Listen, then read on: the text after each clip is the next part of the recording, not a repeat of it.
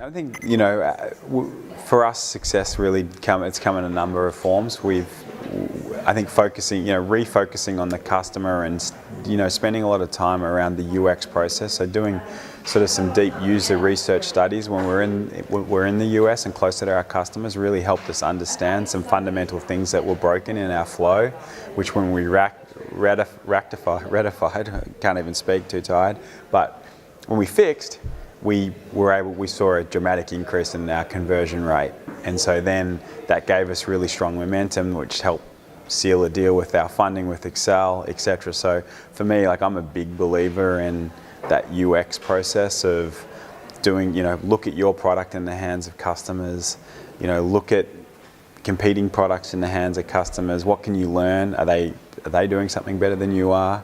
What is it that you're doing well, but where are the stumbling blocks? And there's tools like usertesting.com. It means that anyone can run a test today. I mean, it might not be as great as a lab or bringing people in person, but you can find a way to do that, and I think you can really learn a lot. So we've had some great wins by doing that.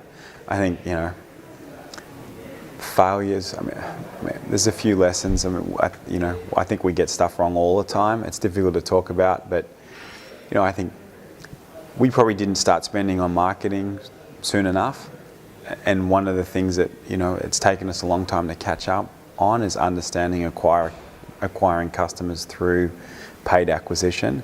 And so if I had my time again, I think that's something that we would try to do earlier, and perhaps you would think about taking money from an investor sooner so that you could start to understand that and build that into your DNA a little bit more, because it ultimately is going to be a stumbling block at some point in the growth of the company. And it's something, sometimes I find it has been something that we've found challenging. We're a product company at our heart. We've got a great development team who've built great things, and we really just now feel like we're building a marketing team that comes close to matching that DNA.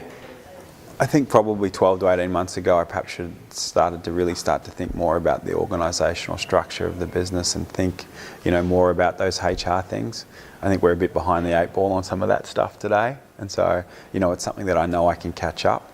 But I kind of tell you, well, I don't know how much you can do early on. I'm sort of saying, well, that's how I did it. But in reflection, I think I could have done that better. And so if I'd started to focus on that a little bit earlier, I think perhaps we'd be in a stronger position today. But I think we do a lot of that stuff really well. It's just we all experience growing pains, and the good thing is we are experiencing growing pains, right? And the music hasn't stopped.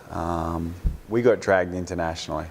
Before we were only a .com and we only accepted US dollars, but we'd had customers in over 100 countries. So we knew that our offering had global appeal. Right, and because our design community is very global and they're all over the world, for us going global was a very natural decision. But I think for other business types, it's not. And I think you really have to ask yourself, what do you want out of this business? Are you looking for a great job that you can, have your mates work with you and enjoy in producing a business with strong cash flow, or do you want the pressure of having to create an exit opportunity at some point, be it by a public market or a trade sale, and that's when you take on other people's money? I mean, because the one thing it is really important to remember, if you take someone else's money, they are going to expect a return on it. And generally that return comes from you creating some sort of event. And and if this is a business that you just want to operate and keep to yourself, then typically, I think it makes sense not to take money, right? Or, be committed to the public market process, and sort of your true north is I'm going to build such a big business that I'm going to be able to list that on a stock exchange and continue to feel like I'm in control.